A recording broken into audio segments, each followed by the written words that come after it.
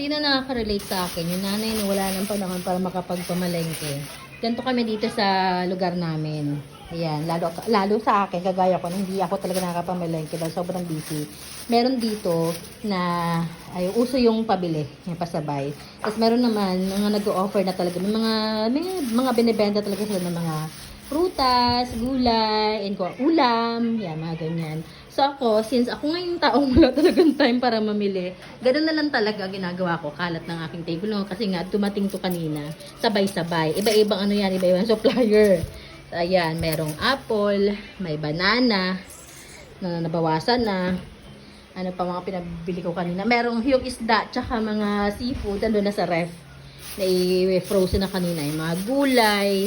Ito ay good for 2 weeks na sa amin. Minsan yung abot pa ng 3 weeks. Ayan. Bawang. Yan. So, yun. Medyo mataas nga lang